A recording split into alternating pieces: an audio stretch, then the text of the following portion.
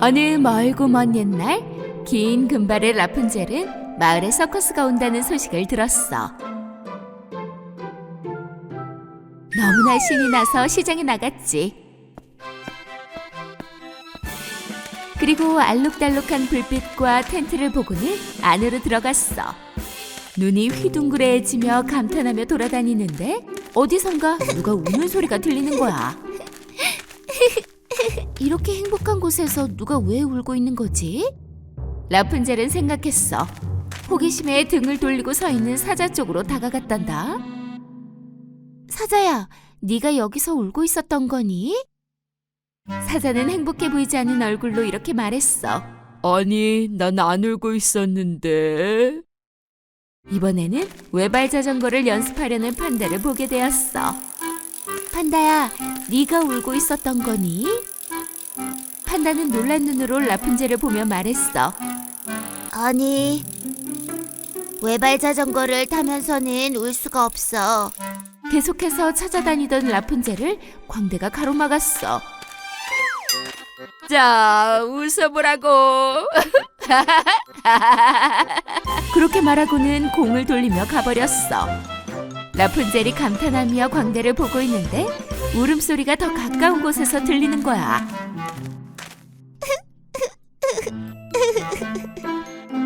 라푼젤은 또 다른 작은 텐트에 들어가 보고는 너무나 당황했어. 왜냐면 나무로 만든 피노키오 인형이 작은 우리 속에 갇힌 채로 울고 있었거든. 피노키오, 네가 울고 있었던 거니? 누가 이렇게 널 가둔 거야, 응? 아니야. 난 울고 있지 않았어. 그의 말이 끝나자마자 피노키오의 코가 갑자기 길어졌어. 라푼젤은 사실대로 말하라고 했지만 피노키오는 계속 이렇게 말했어. 아니야, 난 울지 않았어. 난 괜찮아. 다시 피노키오의 나무코가 길어졌지. 피노키오, 너 왜 거짓말을 하고 있는 거니? 너의 코가 이렇게 길어지잖아. 내 말을 잘 들어봐. 누가 널 우리 속에 가둔 거지? 피노키오는 그제서야 서커스 사장이 자신을 속이고 이렇게 가두어 두었다고 털어놨어. 게다가 모두들 여기서 일을 할 수밖에 없어. 라푼젤은 피노키오의 말을 듣고 너무나 슬퍼졌어. 그녀가 그렇게 재밌어했던 서커스에서 사실은 아무도 행복하지 않았던 거야. 나한테 좋은 생각이 있어. 라푼젤은 재빨리 서커스 주인을 찾아 나섰어. 안녕하세요, 사장님. 저는 유명한 마술사고 이게 제 마술 상자예요. 당신이 많은 돈을 벌 수 있도록 도울 수 있답니다. 악덕 서커스 주인은 돈 얘기를 듣자마자 그녀의 제안을 받아들였어. 서커스장은 꽉 찼지. 고개와 신나는 쇼가 끝나고 라푼젤이 무대에 등장했어. 이 멋진 쇼를 위해 여러분의 큰 박수로 서커스 단장님을 모셔보겠습니다. 모두 박수 주세요. 서커스 사장은 아무것도 모르고 박수 갈채를 받으며 옷장 속 안에 들어가게 됐어. 라푼젤은 이렇게 말했어. 호커스 포커스! 상자의 모든 부분이 다 잠기게 되었지. 여기 보시는 이 단장 때문에 서커스단에 있는 모든 사람들은 이를 강요당하고 있습니다. 사실 나쁜 사람이에요. 모두 이 서커스단에서 도망치세요. 어서! 안 돼! 청중들은 진실을 알고서 큰 박수를 보냈어. 이렇게 모든 동물들과 사람들이 탈출하는데 피노키오가 오더니 라푼젤을 꼭 껴안았어. 라푼젤, 너무 감사해요. 그 착한 마음씨로 우리 모두를 구해주셨어요. 돈을 위해 나쁜 짓을 한 탐욕스러운 서커스 주인은 마침내 벌을 받게 되었지. 서커스 사장은 진정한 부가 라푼젤과 피노키오처럼 모두가 함께하는 것에서 생겨난다는 걸 모르고 있었던 거야. 옛날 옛적에 딤보라는 이름의 아기 코끼리가 있었어요. 그는 매일 똑같은 평범한 삶이 너무나 지루해서 머나먼 새로운 곳으로 모험을 하고 싶어 했죠. 딘보는 숲을 돌아다니며 새로운 친구들을 만나고 싶어 했어요. 더구나 그의 작은 생쥐 친구는 세상은 너무 커서 아직 보지 못한 다른 장소들이 많다고 끊임없이 말하곤 했지요. 그래서 딘보는 결심했어요. 새로운 운명을 탐험하기 위한 긴 여행을 가기로 말이죠. 어느 날 그는 이것을 말씀드리려고 부모님께 갔어요. 숲속의 지루한 삶이 싫어요. 저는 새로운 곳을 찾아 모험을 떠날래요. 아들아, 우리 집은 여기야. 더구나 우린 바깥 세상이 어떤지도 모르잖니. 숲속을 벗어나면 무척 위험한 인간들이 있단다, 얘야. 딘보는 부모님들의 말씀을 듣고도 한 귀로 듣고 한 귀로 흘려버렸어요. 그는 부모님이 뭐라고 하시든 바깥 세상을 보고 싶었지요. 모두가 깊이 잠든 어느 날 밤, 그는 집을 나와 숲속 끝을 향해 걷기 시작했어요. 세상은 온통 깜깜했어요. 길도 잘 찾지 못했죠. 바로 그때 뭔가가 자신을 향해 다가오고 있는 것을 느꼈어요. 그 아기 코끼리는 커다란 그물에 걸려버렸어요. 그는 어떻게든 도망치고 싶었지만 방법이 없었어요. 잠시 후 저 멀리서 어떤 소리가 들렸어요. 사람들이 기뻐하는 소리였지요. 우리가 드디어 잡았어. 거기 뒷발 잡지 마라. 우리가 해냈어. 잡았다고. 도대체 무슨 일이 일어났는지 미처 이해도 하기 전에 딘보는 땅바닥에서 어두운 상자 속으로 옮겨져 버렸어요. 상자의 뚜껑이 닫히자 상자가 움직이기 시작했죠. 뭘 어떻게 해야 할지 몰랐어요. 그때 옆에서 어떤 소리가 들렸어요. 너도 잡혔나 보구나. 맞지? 아기 코끼리가 소리가 난 방향 쪽으로 쳐다보자 숲속에서 살던 원숭이들 중 한 마리가 거기 있지 뭐예요? 누가 잡았는데? 인간들이지. 근데 인간들이 나를 왜 잡은 거야? 나는 아무 짓도 안 했는데. 나도 마찬가지야. 아마 사람들은 우리한테 뭔가 시킬 건가 봐. 원숭이의 말이 맞았어요. 원숭이와 딘보를 잡은 사람들은 마을에서 서커스를 하고 있었거든요. 그들은 잡은 동물들을 데려다가 서커스 공연을 하는데 이용하고 있었어요. 아침이 되었고 엄마 코끼리는 아기 코끼리가 보이지 않자 걱정이 되기 시작했어요. 그녀는 자식들에게 혹시 딘보를 본 적 없는지 물어봤지만 지난밤 이후로 아무도 보지 못했어요. 서둘러 엄마 코끼리는 아빠 코끼리에게 갔어요. 딘보가 없어요, 여보. 이 녀석 정말로 나가다니.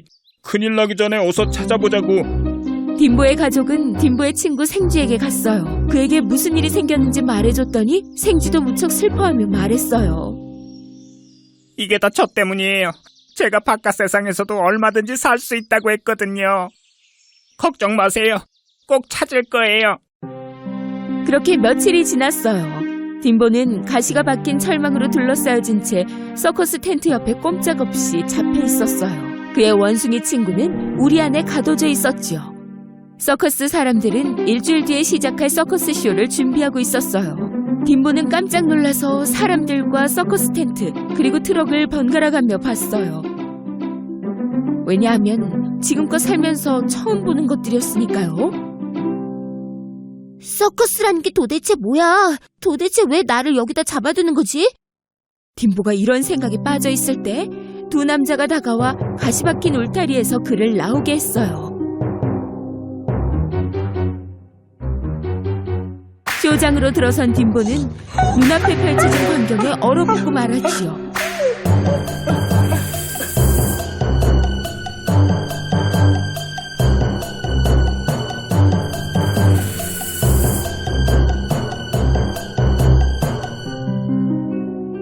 잠시 후 동물 조련사 겸 서커스 주인이기도 한 남자가 손에 채찍을 들고 딘보 쪽으로 다가왔어요.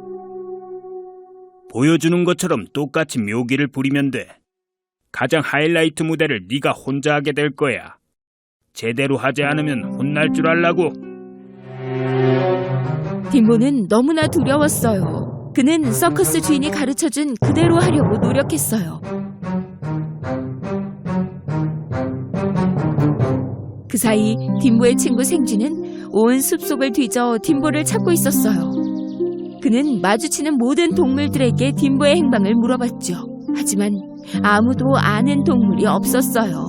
그때 작은 분홍새가 희망을 잃고 여기저기 돌아다니는 생쥐를 보고는 그에게 날아가 무슨 일이 생겼냐고 물어봤어요. 난 내 친구 딤보를 찾고 있어. 딤보? 그 아기 코끼리 딤보를 말하는 거야? 맞아. 아마도 이 숲을 떠나서 도시로 간 것 같아. 사실 우리 엄마가 말씀해 주셨는데 내가 아주 어렸을 때 딤보가 날 구해줬대. 딤보를 위해 내가 도울 일이 있으면 나도 도울게. 그래, 넌 날 수 있으니까 딤보를 찾을 수 있을지도 몰라. 딤보가 도시에 있다면. 물론이지. 내가 딤보를 꼭 찾고 말 거야. 그 작은 분홍새는 즉시 하늘로 올라가 도시 쪽으로 날아가기 시작했어요. 몇 시간 정도 날아가자 그 새는 커다란 형형색색의 서커스 텐트와 저 멀리 몇 개의 트럭을 발견했어요. 그녀는 그쪽으로 날아갔죠. 그러자 그 새가 발견한 것은 바로 아기 코끼리 딤보였어요. 새는 즉시 날아갔어요.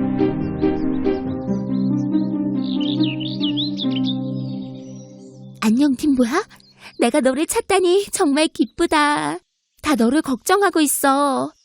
사람들이 나를 여기에다 가두었어. 다음 주부터는 나를 서커스 쇼에 넣을 건가 봐. 정말로? 우리가 널 구해줄 테니까 내가 지금 당장 가서 네 가족들에게 이 상황을 알리고 도움을 청할게. 그 새는 하늘로 날아올라 서둘러 숲속으로 향했어요. 딤보는 이제 살았다는 생각에 정말로 행복해서 어쩔 줄 몰라 했어요. 그 작은 새는 이 모든 것을 이야기해 주었어요. 엄마 코끼리와 아빠 코끼리는 무척 행복했죠. 아침 일찍 나서야겠어, 여보. 사람들한테서 딤보를 구해야 돼. 다음 날 아침이 되자 딤보의 가족과 생쥐 그리고 새까지 딤보가 있는 도시로 일찌감치 출발했어요. 그 코끼리들과 생쥐는 분홍새만큼 빠르지는 않아서 기나긴 여정이 기다리고 있었죠. 그 사이 서커스장에는 딤보와 다른 동물들이 큰 쇼를 준비하고 있었어요.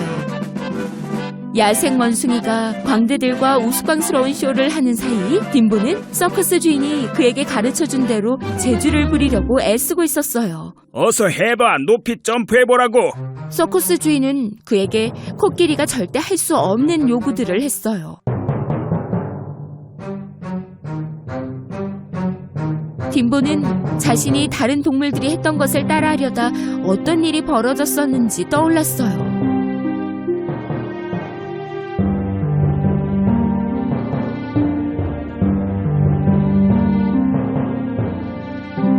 엄마랑 아빠가 빨리 좀 와서 나를 구해줬으면 좋겠어.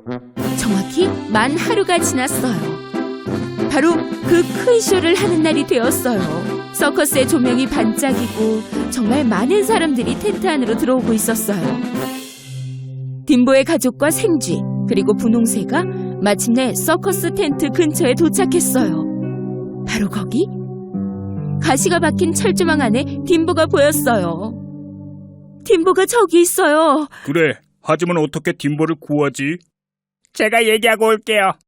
나도 같이 갈게. 생쥐와 새가 딤보에게 도착했어요. 생쥐는 철조망 울타리 밑으로 들어가서 딤보에게 다가갔죠. 찍찍! 딤보, 여기 좀 봐! 친구.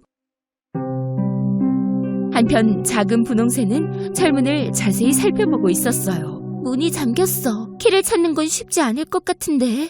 내 차례가 되면 그때가 우리가 도망칠 수 있는 기회야. 알겠어. 방법을 찾아볼게. 기다려봐. 그러는 사이 서커스 쇼는 계속되고 있었어요. 원숭이와 광대는 관객들을 즐겁게 하려고 무척 애를 쓰고 있었죠. 잠시 후 쇼가 끝나고 그들이 무대를 떠나자 서커스 주인은 무대 위로 올라갔어요. 찾아주신 관객분들을 위한 특별한 마술쇼가 시작됩니다. 서커스 주인이 무대를 내려오면서 조수들에게 갔어요. 그는 조수들에게 아기 코끼리 딤보를 데려오라고 시켰죠. 조수들은 밖으로 나가 딤보가 갇혀져 있는 우리의 문을 열었어요. 바로 그때 엄청나게 큰 소리가 들렸어요. 그들이 소리가 난 쪽으로 고개를 돌리자 4마리 커다란 코끼리가 그들 쪽으로 다가오는 게 아니겠어요? 그 조수들은 너무나 무서워 그대로 도망쳐 버렸어요. 그렇게 그들이 도망치고 나자 딤보는 쉽게 탈출할 수 있었고 가족들을 만나 무척 기뻐했어요. 어서 여기서 빠져나가자꾸나. 안 돼요. 딤보의 대답을 듣자 모두들 깜짝 놀랐어요. 갇힌 동물 친구들을 모두 구해주고 싶어요. 생쥐와 분홍새가 우리를 열 수 있도록 저 사람들의 정신을 쏙 빼놔야 해요. 결국 4마리 코끼리들은 서커스 텐트 주변을 달리기 시작했어요. 아빠 코끼리가 텐트 안으로 들어가 모두들 공포에 떨며 텐트 밖으로 도망쳤어요. 분홍새는 동물들의 우리를 모두 열어주었어요. 생쥐는 커다란 문을 열고 모든 동물들이 도망칠 수 있도록 했죠. 그 동물들은 그렇게 모두 숲으로 도망쳤어요. 서커스 주인은 큰 충격을 받았어요. 도대체 왜 이런 일이 일어난 건지 이해를 할 수 없었죠. 그렇게 뛰어다니는 사이 서커스 텐트가 그를 덮치며 쓰러졌어요. 딤보와 그의 가족 그리고 친구들은 서커스 텐트에서 좀 멀어져 안전한 곳에 도착했을 때 잠시 가는 걸 멈췄어요. 다들 너무너무 힘들었지만 무척 행복해했죠. 그때 원숭이가 그들에게 다가왔어요. 딤보야, 서커스에서 우릴 구해줘서 고마워. 대표로 고마움을 전하고 싶어. 혼자 도망칠 수도 있었는데 우리까지 다 구해줬잖아. 너도 나와 같은 마음이었다는 거 알아. 난 숲속에서 살면서 남들을 도와야 한다는 것도 배운 것 같아. 맞아. 우린 항상 서로 도우면서 살아야 돼. 그렇지 않으면 사는 게 정말 힘들 거야. 그럼 이제 딤보, 너의 다음 여행지는 어디니? 다음에 또 숲을 떠나려고 마음먹거든. 우리에게 미리 알려주렴. 아빠, 엄마, 걱정을 끼쳐서 진심으로 미안해요. 하지만 이제 걱정 마세요. 이제 이 아름다운 숲을 다시는 떠나지 않을 테니까요. 그들은 이제 숲으로 가던 길을 계속해서 걸어갔어요. 딤보는 이제 다시는 어떤 불만도 없이 숲에서 아주 행복하게 살았답니다. 옛날 어느 작은 마을에 장난감을 만드는 제페토 할아버지가 살았어요. 할아버지는 그가 만든 장난감들을 팔곤 하였지요. 제페토 할아버지는 지금껏 아이가 없다는 것을 늘 안타까워했어요. 어느 날 할아버지가 산책을 하는데 숲속에서 새로운 장난감에 쓸 적당한 통나무를 발견하였어요. 오, 내가 찾던 바로 그 통나무로군. 이걸로 예쁜 인형을 만들어야겠어. 제페토 할아버지는 그 통나무를 등에 이고 작업장으로 향했어요. 그는 테이블 위에서 그 통나무를 조각하기 시작했지요. 그런데 갑자기 예상치 못한 일이 벌어졌어요. 통나무에서 어떤 소리가 들리지 뭐예요? 아... 처음에 할아버지는 너무 당황했지만 곧 잘못 들은 게 분명하다고 생각했어요. 그래서 다시 조각하기 시작했는데 이번에도 같은 목소리가 들리는 거예요. 응? 내가 너무 늙어버린 게야. 환청을 듣다니 말이야. 제페토 할아버지는 계속 일하였지요. 처음에는 인형의 머리가 만들어지더니 뒤이어 팔과 다리까지 만들어졌어요. 마침내 인형이 탄생했답니다. 그는 인형을 의자에 앉히고 깨끗하게 정리했지요. 바로 그때 또 다른 목소리가 들렸어요. 안녕하세요. 제페토 할아버지는 어안이 벙벙하여 둘러보았지만 나무 인형 외에는 아무도 보이질 않았어요. 그래서 그는 하던 일을 이어서 마저 했죠.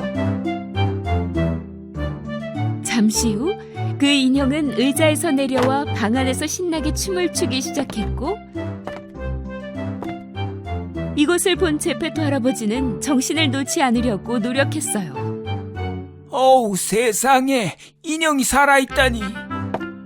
물론 진짜 아이는 아니었지만 그것은 웃고 이야기하고 사람처럼 놀기도 했답니다. 제페토 할아버지는 그 인형에게 이렇게 말했어요. 지금부터 내 이름은 피노키오. 넌 나의 아이란다. 제페토 할아버지와 피노키오는 함께 행복한 시간을 보냈답니다. 피노키오는 곧 학교 갈 때가 되었어요. 하지만 제페토 할아버지에게는 피노키오에게 문구를 사줄 돈이 없었지요. 그래서 할아버지는 코트를 팔아서 받은 돈을 피노키오에게 주었어요. 피노키오는 그 돈을 가지고 기뻐하며 학교로 가고 있었지요. 모든 가게와 시장을 둘러보고 사람들도 구경하면서 말이에요. 그때 갑자기 그의 앞에서 작은 소동이 일어났어요. 어찌된 일인지 알아보려고 그는 사람들 속에 파고 들어갔지요. 피노키오는 키가 무척 작았기 때문에 앞으로 가서 보려고 사람들 사이를 간신히 빠져나갔어요. 그러자 크고 알록달록한 텐트가 보였어요. 바로 서커스 텐트였지요. 텐트 앞에 있던 광대가 손님들에게 큰 소리로 외치고 있었어요. 피노키오는 그 안에 무엇이 있는지 궁금했지만 광대가 막아서는 바람에 안에 들어갈 수는 없었어요. 돈을 내지 않으면 들어갈 수 없단다. 피노키오는 잠시 생각하더니 할아버지가 학교에 가져가라고 준 돈이 떠올랐어요. 돈 있어요. 피노키오는 주머니에서 돈을 꺼내 광대에게 주었지요. 텐트 안은 무척 재미있었어요. 그는 텐트 가운데 무대 위에서 놀고 있는 인형들을 보았어요. 우와, 저 아이들도 나무로 만들어졌어. 무대로 뛰어 올라간 피노키오는 그 인형들과 함께 춤을 추기 시작했어요. 그 쇼를 보러 온 관객들은 피노키오에게 화가 났지만 인형들의 줄을 잡고 있던 무대 위의 서커스 주인은 살아있는 인형을 보게 되어 무척 기뻤답니다. 줄이 없는 인형이라 떼돈을 벌 수 있겠구만. 그는 생각했어요. 그리고 그 쇼가 끝나자마자 서커스의 주인은 피노키오를 잡아 철장에 가두어 버렸어요. 피노키오는 제페토 할아버지의 말을 안 듣고 학교에도 가지 않았다는 생각에 너무나 속상해서 울기 시작했어요.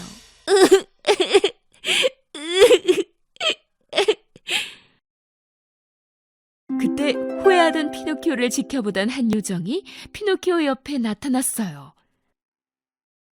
그러게 아버지 말씀을 잘 들었어야지. 그치만 난 네가 이렇게 후회도 하고 반성도 하고 있다는 것을 알고 있어. 다시는 이런 실수를 해서는 안 돼. 알았지? 피노키오는 무척 행복해하며 눈물을 닦았어요. 난 이제 돈이 없어요. 어떻게 지금 학교에 갈 수가 있죠? 그 요정이 요술을 부렸더니 신기하게도 피노키오의 손에 돈이 나타났어요. 돈을 낭비하지 마. 어서 서둘러 학교로 가거라. 그 요정은 피노키오를 서커스 텐트 밖으로 꺼내주었어요. 기쁨의 노래를 부르며 피노키오는 다시 한번 학교로 가고 있었지요. 라라라라라라라 라라라라라.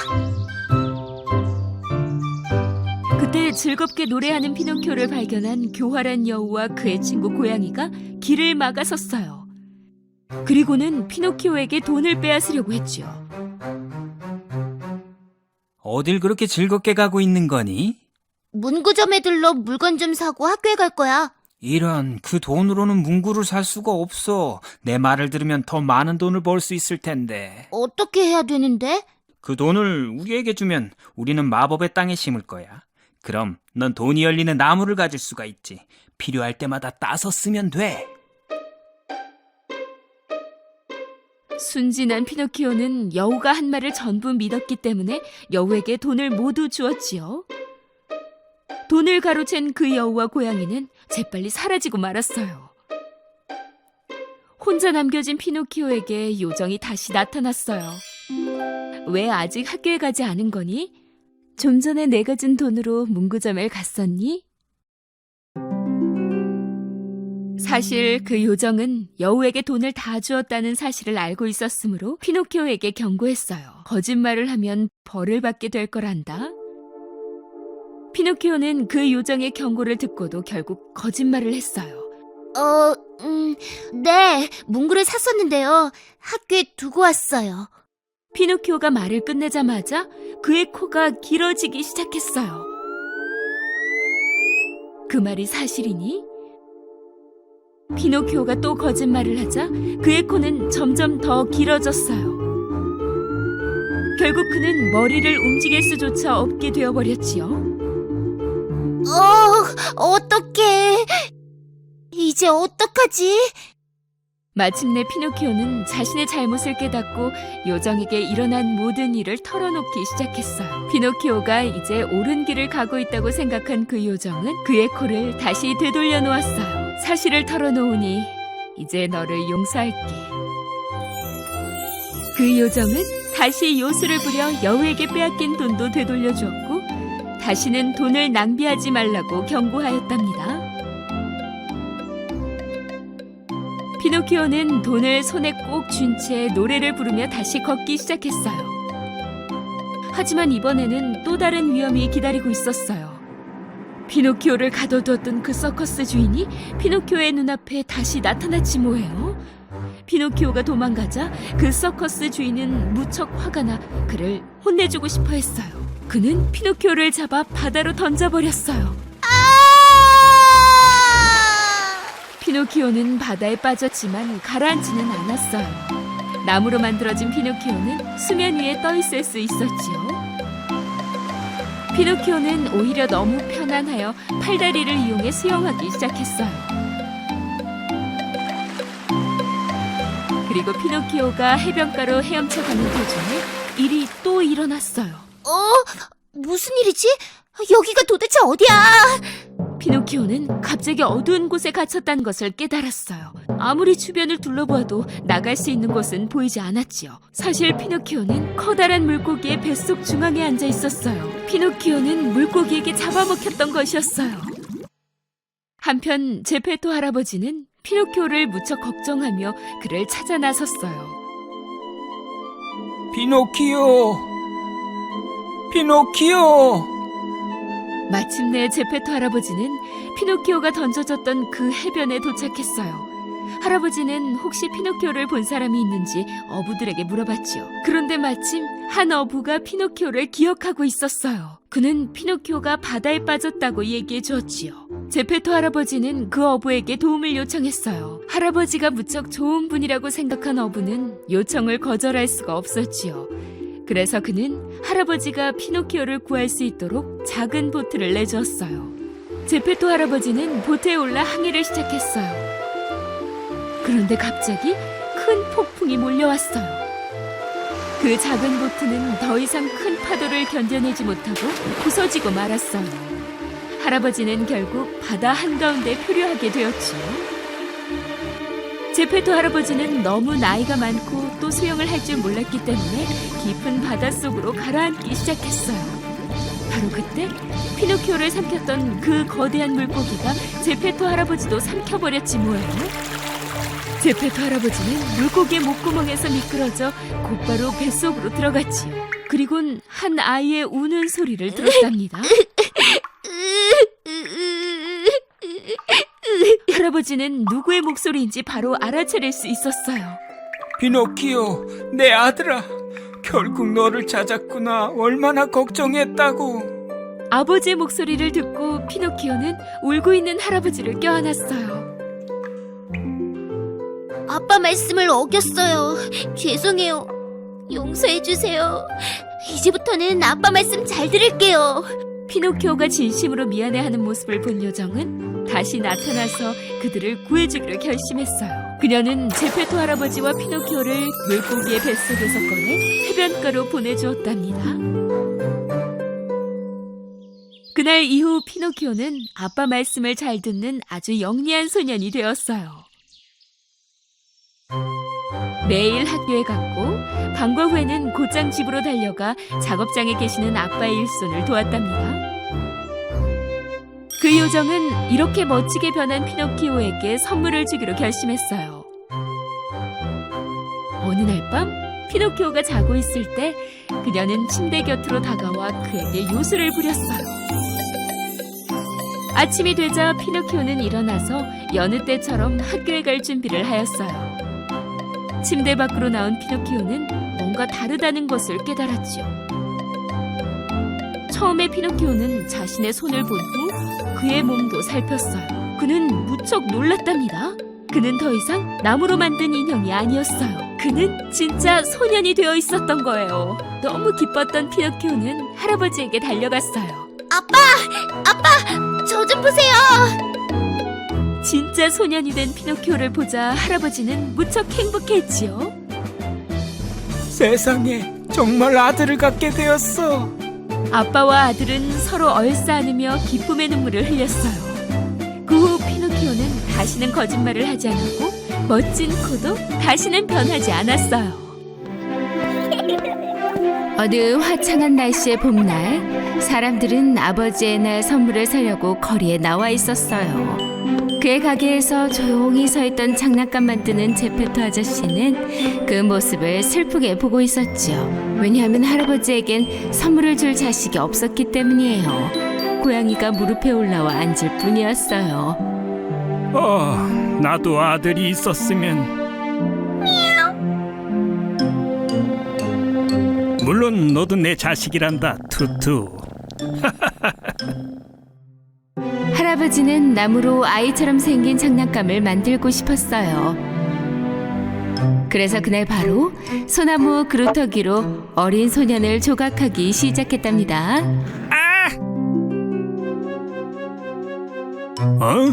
뭐라고 했니, 투투?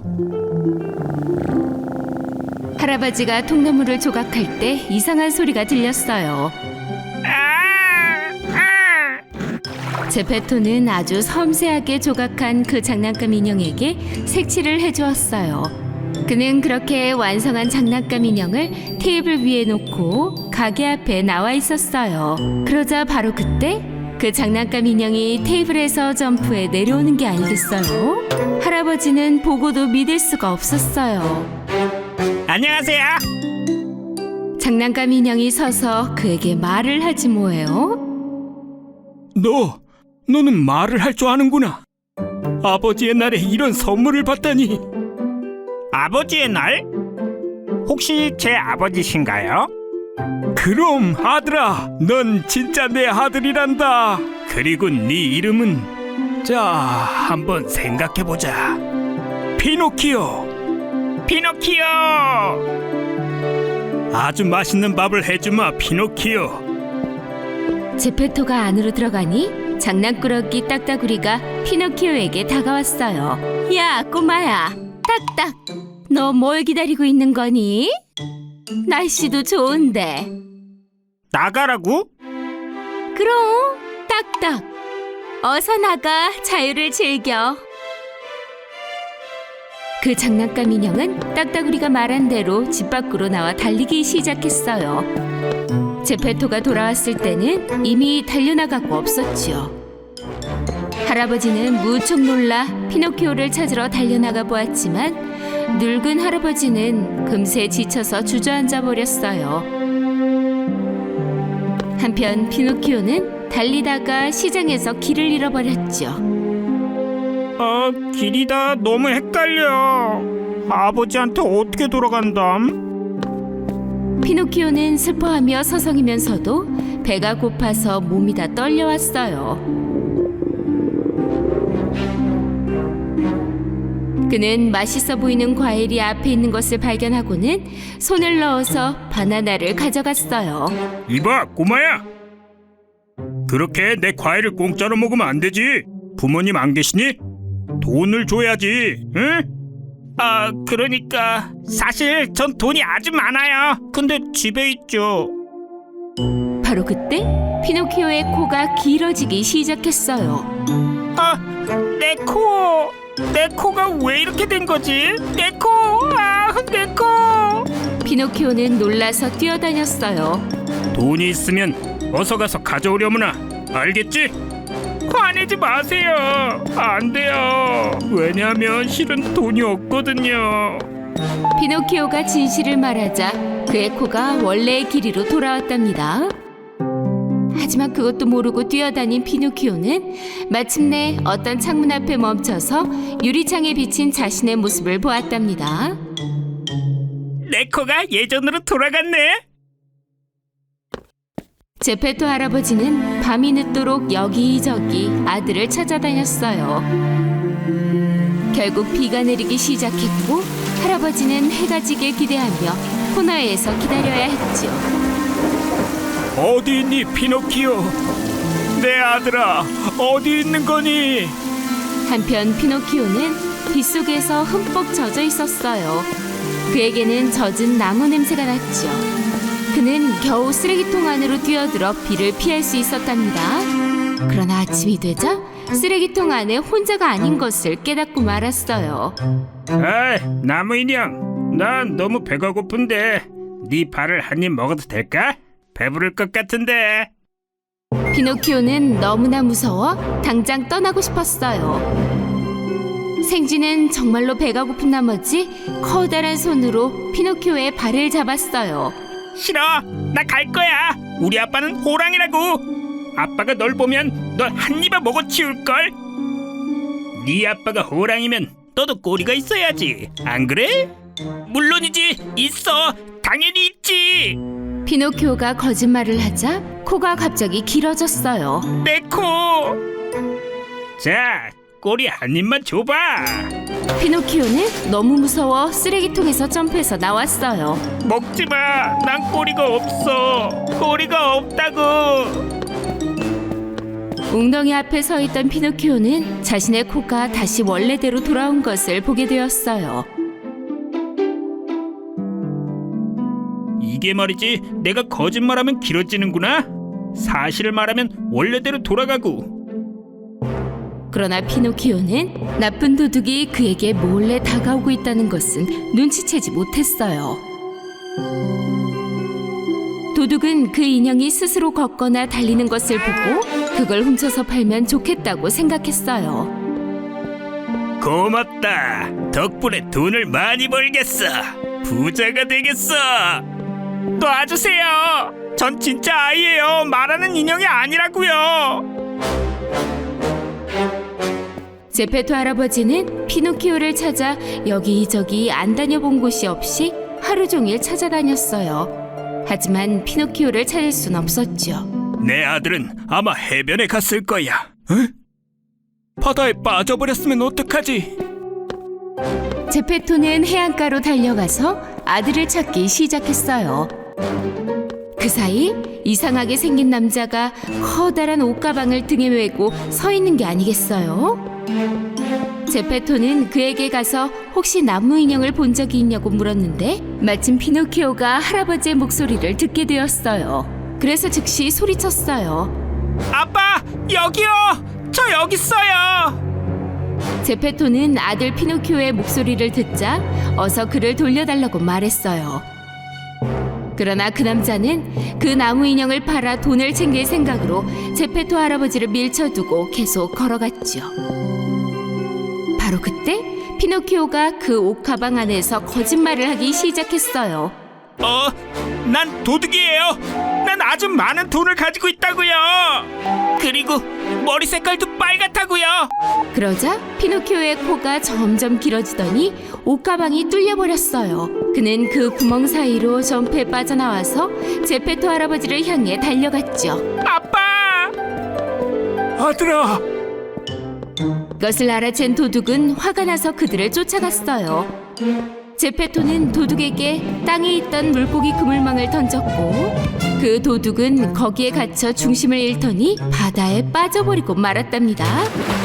제페토 할아버지와 그의 아들 피노키오는 서로를 아주 꽉 안아주었어요. 피노키오는 사실만을 말하면서 코를 작게 만들었죠. 난 정말 좋은 아이야. 난 누구도 화나게 하고 싶지 않아. 게다가 난 아버지를 너무너무 사랑한다고. 바로 그 순간 기적이 일어났어요. 피노키오가 정말로 사람이 되었던 거예요. 그날 이후 도시의 모든 아버지와 아들은 거짓이 아닌 사랑의 힘으로 기적을 만들어낼 수 있다는 것을 믿게 되었답니다. 라푼젤 그리고 공주들, 죄송하지만 전 빠질게요. 마녀들의 대결. 아주 먼 옛날 머나먼 나라에 반짝이는 소환등이 하늘을 장식하던 어느 날 밤이었어요. 라푼젤, 신데렐라, 인어공주 아리아, 그리고 백설공주는 바다의 등대 아래에 모두 모였어요. 공주들은 모두 더 좋은 세상을 만들 수 있게 해달라고 소원을 빌었죠. 그리고 태양은 다시 떠올랐어요. 라푼젤의 작은 친구 클랩시는 공주들이 깨어나기도 전에 잠에서 깨어서 달콤한 체리를 따려고 마법의 숲을 향해 출발했어요. 체리가 너무나 선명하고 빨갛게 반짝이고 있었기 때문에 클랩시는 참지 못하고 바구니채 다 먹어버렸답니다. 맛있는데? 그때 클랩시는 나무 사이에서 나타난 아기 사슴을 발견했어요. 사슴은 다리를 절고 있었죠. 안녕, 아기 사슴아. 무슨 일이 있었던 거야? 걱정 마. 널 치료해줄 수 있는 사람을 알고 있거든. 클랩시는 돌아서서 앞으로 나아가기 시작했어요. 하지만 그때 그 사슴의 눈이 반짝이는 빨간색으로 변했지 뭐예요. 하지만 클랩시는 이 무서운 일을 알아차리지 못하고 백설공주에게 사슴을 데려갔어요. 백설공주는 동물을 치료하는 마법의 힘을 가지고 있었거든요. 백설공주가 아기 사슴의 다리를 치료해 주러 다가가자 순진해 보이던 사슴이 갑자기 사악한 여왕 헬라로 변해버렸어요. 백설공주는 헬라를 보자 너무너무 무서웠어요. 헬라, 제가 여기 있는 걸 어떻게 한 거죠? 헬라는 마법의 힘으로 팔을 흔들었고 백설공주의 발 아래에 있던 땅이 갈라지기 시작했어요. 그래서 그녀는 떨어져 버렸죠.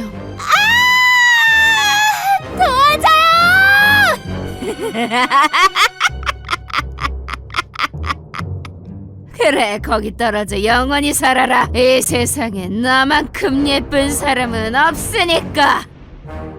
백설공주는 곧장 골 속으로 떨어져서 지하에 있는 감옥에 갇히고 말았어요. 하지만 땅 위에서는 아무것도 모르는 다른 공주들이 갑자기 없어져 버린 백설공주를 찾아다녔답니다. 백설공주! 어디 있는 거예요?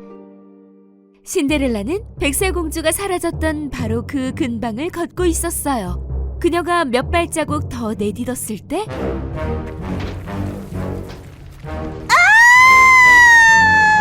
갑자기 신데렐라도 지하 감옥으로 떨어지고 말았어요. 그때 인어공주 아리아는 파도가 보내준 조개 껍데기로 그 소리를 들었답니다.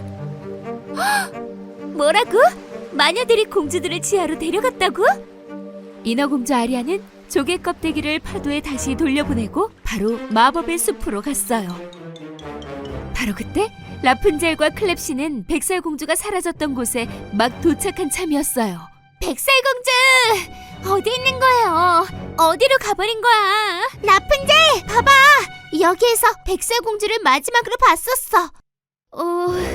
말이 끝나기가 무섭게 땅이 갑자기 다시 갈라지더니 라푼젤이 막 떨어지려고 했어요. 라푼젤을 향해 달려가던 아리아는 상황을 알아차리고 마법의 힘을 사용해 그녀를 구해냈죠. 다행이었어요.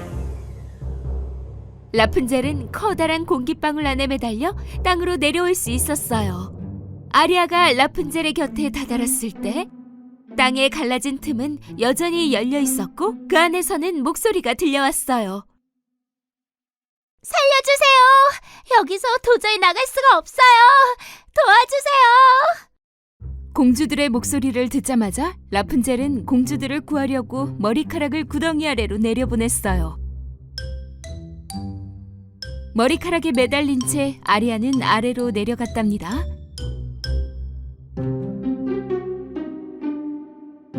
우리가 왔어.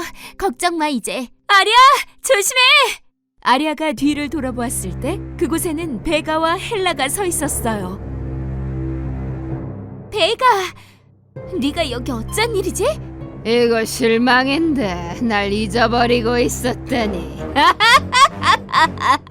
아리아가 전혀 예상치도 못하고 있을 때 베가는 팔을 들어 아리아를 향해 먹물을 쏘아댔어요. 아리아는 자신을 보호하기 위해서 보호막을 만들어냈죠. 바로 그때 땅 위에서는 라푼젤의 아기용 드레이도가 엄청나게 많은 용의 과일을 먹어치웠고 커다란 용으로 변했답니다.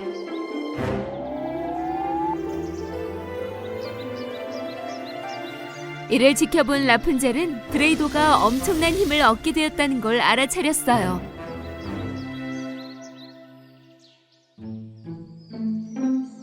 드레이도, 우릴 도와줘. 드레이도는 두 발을 땅 위로 아주 세게 쿵 하고 굴렀어요. 이게 무슨 일이야? 무너져 내릴 것 같아. 여기 갇혀버릴지도 몰라. 바로 이때가 기회라는 것을 깨달은 아리아는 있는 힘껏 지하 감옥의 창살을 잡아당겼어요. 그리고는 백설공주와 신데렐라를 구해냈죠. 하지만 꼭대기에 도착했어도 공주들은 아직 숲을 벗어나진 못했어요. 사실 그들은 숲의 바로 한가운데에 있었답니다. 제나와 카밀라는 공주들의 바로 앞에 나타났어요. 배짜루야, 쓸어라, 쓸어! 쓸어낸 바위로 괴물을 만들어 이 공주들을 한 주먹거리도 안 되게 만들어다오. 카밀라의 마법의 빗자루 부르미는 바위 덩어리를 쓸어 모아 카밀라의 앞에 가져다 놓았어요. 바위가 많이 모이자 제나는 강력한 마법의 힘을 사용해 거대한 바위 괴물을 만들어냈어요. 무시무시한 바위 괴물은 공주들을 해치려고 그들을 향해 걸음을 옮겼어요. 라푼젤은 밧줄처럼 머리카락을 쭉 뻗어 바위 괴물의 두 다리를 묶어버렸어요. 그렇게 바위 괴물이 넘어졌지만 그래도 부서지진 않았어요. 그래서 바위들은 다시 합쳐져 이번에는 뛰기 시작했어요. 내 힘으로는 안 될 것 같아. 어떡해. 인어공주 아리아는 자신의 힘으로 바위 괴물을 공중으로 들어올려 다른 곳으로 던져버리려고 했지만 그럴 수가 없었어요.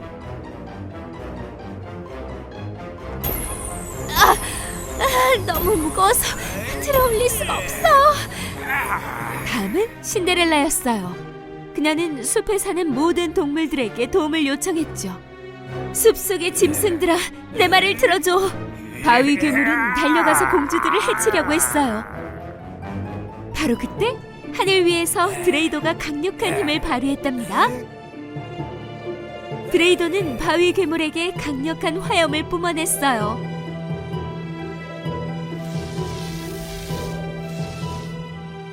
바위 괴물은 균형을 잃고 땅에 쓰러졌지만 안타깝게도 부서지지 않았어요.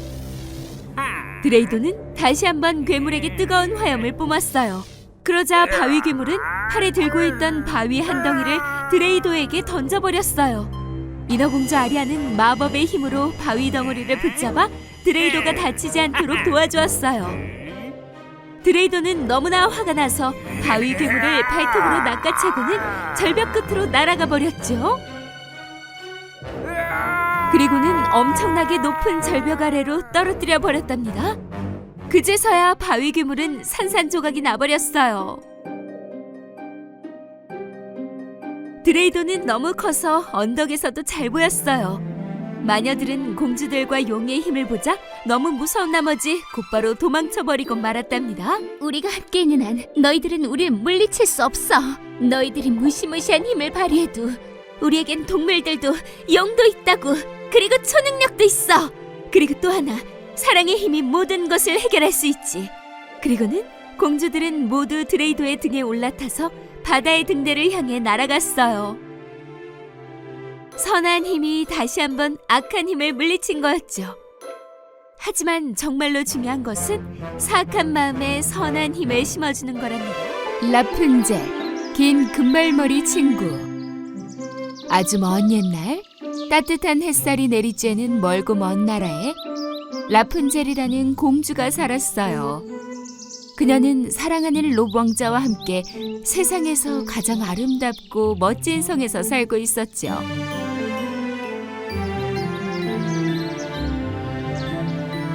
어느 날 라푼젤은 정원의 나무에 머리를 늘어뜨리고 그 위에 앉아 그네를 타고 있었어요.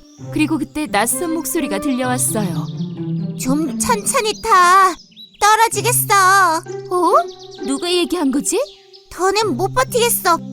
떨어지겠다고. 내가 지금 꿈을 꾸는 건가? 어디서 목소리가 들리는데? 나라고. 나. 라푼젤이 들었던 목소리의 주인공은 바로 머리핀이었어요. 나에게 말을 한 게 너야? 그래, 내가 그랬어. 한창이라도 들었다고 생각한 거야? 작은 머리핀은 어디론가 걸어가기 시작했고 말하는 머리핀을 처음 본 라푼젤은 그 뒤를 따라갔어요. 혹시 너도 이름이 있니? 당연하지.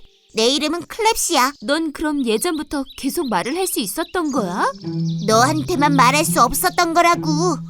왜 그랬는데? 작은 머리핀 클랩시는 잠시 멈추더니 라푼젤에게 모든 것을 털어놓기 시작했어요. 나도 예전엔 너처럼 아름답고 어린 소녀였어. 뭐 물론 너처럼 길고 빛나는 금발머리였던 건 아니지만 어쨌든 어느 날 난 어두컴컴한 숲속에서 까만 오디 열매를 따고 있었어. 그 어두운 숲에 너 혼자 갔단 말이야? 너 진짜로 내 이야기를 이렇게 끊을 셈인 거야? 엄청 큰 오디나무를 찾았었거든. 그래서 오디 열매를 따려고 했었지.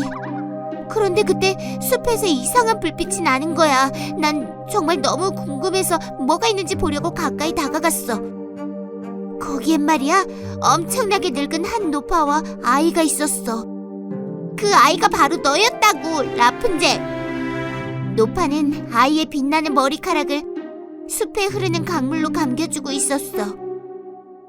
그런데 노파가 그 애의 머리카락을 강 속에 넣으니까 금덩어리가 생기지 뭐야?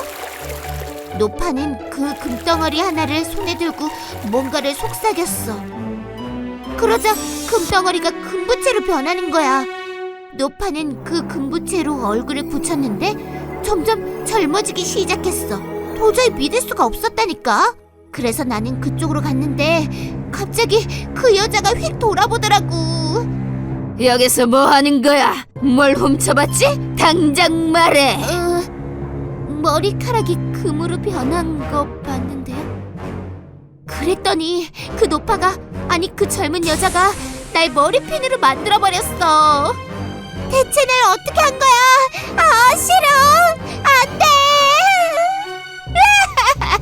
바로 지금부터 너는 라푼젤의 머리를 지키는 머리핀이 되는 거야. 알겠어?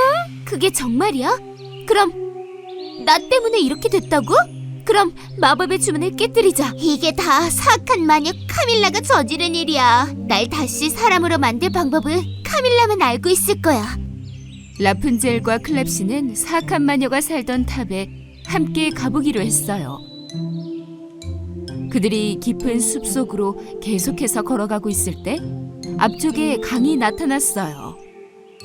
강을 건너려고 라푼젤은 머리카락으로 작은 배를 만들었어요. 그리고는 보트에 올라서서 강 건너편을 향해 갔답니다. 큰 나무들을 지나고 나자 그들은 마침내 높은 탑을 발견했어요. 여기야. 내가 예전에 갇혀 있었던 곳 말이야. 그런데 여길 어떻게 올라가지, 라푼젤? 그렇다면 여기에서 탑 안을 먼저 살펴보자. 라푼젤은 머리끝에 클랩시를 꽂고 양쪽에는 연처럼 크고 넓적한 나뭇잎을 붙였어요. 그리고는 탑을 향해 클랩시가 꽂혀있는 머리카락을 힘껏 던졌답니다. 올라가. 가서 뭐가 있나 살펴봐봐. 클랩시는 공중에 붕 떠서 안쪽을 들여다보았어요.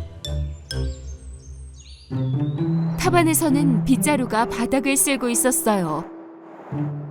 그리고 잠시 후 카밀라가 빗자루에게 하는 말이 들려왔어요. 빗자루야, 빗자루야. 내 황금 빗자루야. 말해봐. 어떻게 해야 라푼젤의 머리카락을 되찾을 수 있지? 나는 황금이 없으면 살 수가 없어. 걱정 마세요, 마녀님. 창밖을 봐요. 라푼젤의 머리가 있다니까요. 클랩시는 곧장 땅으로 내려왔어요. 머리가 어떻게 된 거야, 빗자루? 아니에요. 정말이라니까요. 못 믿겠으면 밖을 좀 보세요. 클랩시는 들킨 것 같아서 다급하게 라푼젤에게 도망가자고 말했어요. 카밀라는 여전히 못 믿어하며 창문으로 걸어갔어요. 그리고 창문을 내려다보고는 도망치는 라푼젤과 클랩시를 발견했어요. 잠깐! 기다려봐.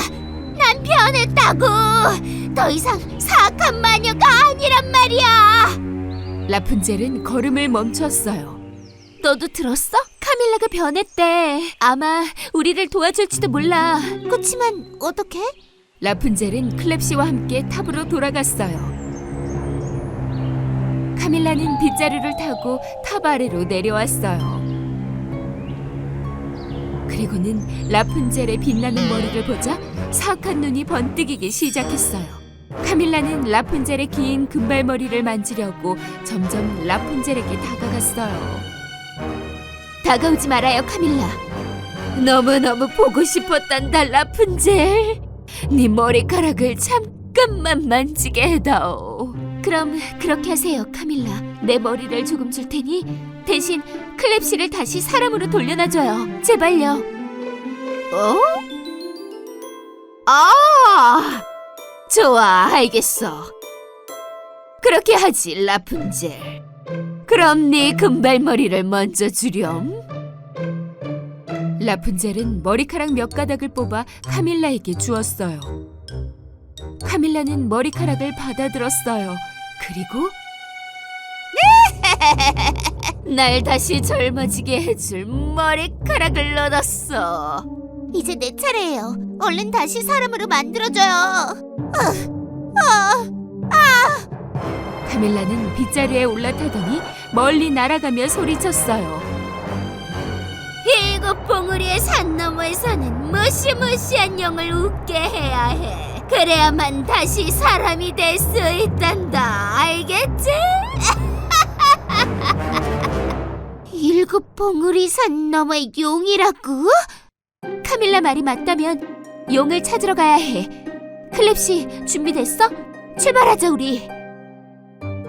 마녀님, 정말로 그 산에 용이 사나요?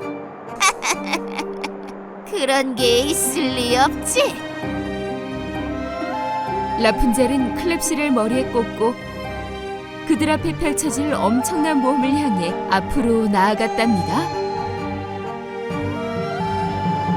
라푼젤, 공주들의 모임. 아주 먼 옛날 나뭇잎들이 떨어지기 시작하는 가을날에 가장 강력하고 악랄한 마녀들이 다 함께 모여 있었어요. 카밀라, 제나, 헬라, 베가 말이에요. 뭐야, 난 잊은 거야? 나도 있다고. 그리고 악랄한 부엉이도 있었죠. 그들은 착한 마음씨를 가진 세상의 모든 공주를 없애버리고 자신들의 사악하고 잔인한 힘으로 세상을 다스리려 했답니다. 어느 화창한 날, 라푼젤은 성의 정원에서 수박 그림을 그리고 있었어요. 저 수박들 진짜 맛있어 보인다. 그치, 클랩시? 틀림없이 정말 달콤할 거야. 그래서 클랩시는 수박 한 쪽을 맛보려고 정원 쪽으로 갔어요. 그런데 갑자기 아기용 드레이도가 앞에 나타났지 뭐예요? 아기용은 사악한 눈빛으로 그녀를 겁을 주었어요. 불쌍한 클랩시는 잔뜩 겁을 먹고는 그만 미끄러져서 수박 속에 빠지고 말았답니다. 클랩시의 어색한 행동에 라푼젤은 웃음을 터뜨렸지만 드레이도는 미소조차 짓지 않았어요. 저 커다란 수박 좀 봐. 뭔가 이상하지 않아, 저거? 저기 말이야. 라푼젤이 그리고 있던 수박들 중 하나가 점점 커지더니 마침내 집채만큼 커져버렸어요. 라푼젤, 드레이도, 그리고 클랩시는 눈앞의 광경을 믿을 수가 없었죠. 무슨 일이 일어난 거지? 안으로 들어가 보자. 어서! 라푼젤과 클랩시는 안으로 들어가서는 다양한 무늬의 수박 씨앗으로 장식된 벽이 있는 작은 방을 보았어요.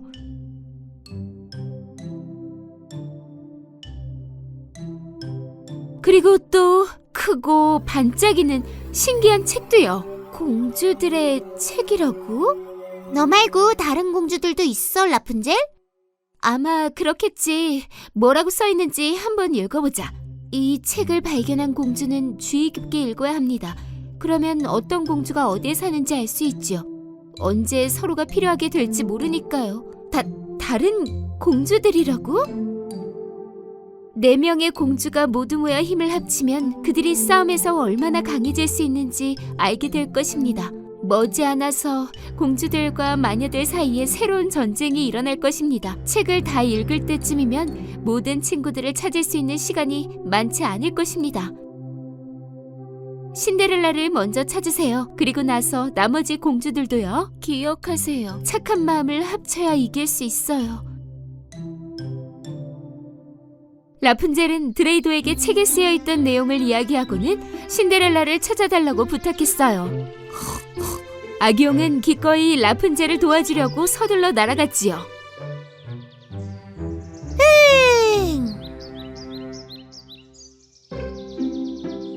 얼마 후 악용은 모짜렐라와 체다라는 두 마리의 쥐를 만나기 위해 어딘가에 도착했어요. 악용은 라푼젤의 메시지를 전했고 공주들이 등대 밑에서 만나야 한다고 얘기해 주었어요.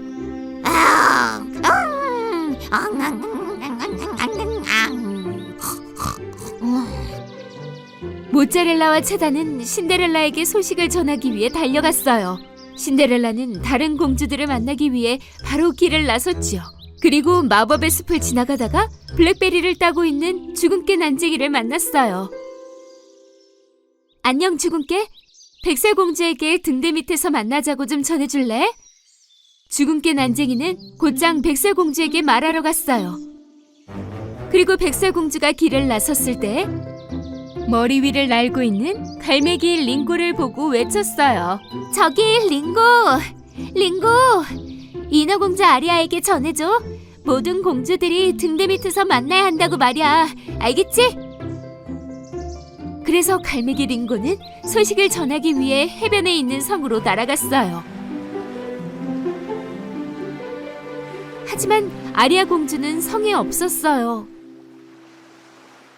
그래서 링고는 부두에 서서 휘파람을 불기 시작했죠. 그러자 링고의 휘파람을 들은 돌핀은 파도 사이에서 나타났어요. 링고는 인어공주 아리아에게 곧장 가서 백설공주의 소식을 전해달라고 부탁했어요. 그러자 돌핀은 물속으로 뛰어들어가 바닷속 왕국으로 헤엄쳐 갔어요. 그리고는 아리아 공주에게 소식을 전했죠. 아리아 공주는 이야기를 듣자마자 등대가 있는 곳으로 빠르게 헤엄쳐 갔어요. 거의 등대에 다다랐을 즈음 인어공주의 꼬리가 사람의 다리로 변했기 때문에 재빨리 공주들이 모여있는 곳에 도착할 수 있었어요. 안녕. 난 인어공주 아리아야. 너희들이 다 공주들인 거지? 아리아, 잘 왔어. 난 라푼젤이야. 난 백설공주야. 그리고 난 신데렐라라고 해. 자, 드디어 우리가 다 모였네. 공주들은 날이 새도록 이야기를 나누었고 서로의 이야기를 귀 기울여 들어주었어요. 날이 밝을 무렵 등대가 바다를 비추었을 때 공주들은 그들의 초능력을 찾아내기 위해 숲속으로 들어갔어요. 세상을 악한 힘으로 물들이려는 마녀들에게 우리의 힘을 보여줄 시간이야. 우리들이 말이야. 다 같이 준비하자. 신데렐라는 공주들에게 동물들과 대화할 수 있는 자신의 능력에 대해 말해주었어요.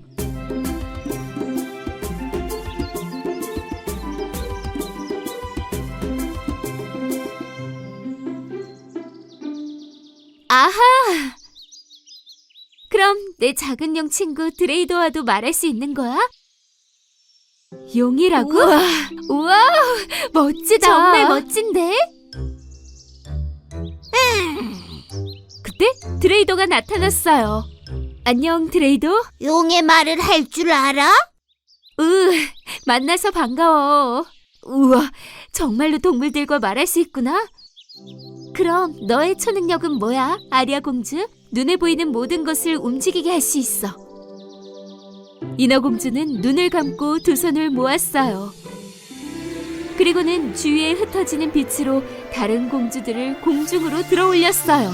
아리아의 초능력을 보고는 정말로 깜짝 놀라고 말았어요. 아리아는 공주들을 다시 내려놓았어요. 하지만 신데렐라는 비틀거리더니 발목을 다치고 말았죠. 내 발목. 발목이 너무 아파. 백설공주는 두 손으로 신데렐라의 발목을 만져주었어요. 그리고 손에서 나오는 온기로 치료해주었죠. 정말 대단해, 백설공주. 발목이 다 나았잖아. 일어설 수도 있어. 바로 이게 내 초능력이야. 내 손으로 상처를 모두 다 치유할 수 있지. 마침내 라푼젤은 머리카락을 향해 마법의 주문을 외우고는 하늘을 향해 던져 올렸어요. 그녀의 빛나는 금발머리는 네 갈래로 갈라졌답니다. 갈라진 머리는 공주에게로 구부러져 마치 금가루처럼 퍼져나갔어요.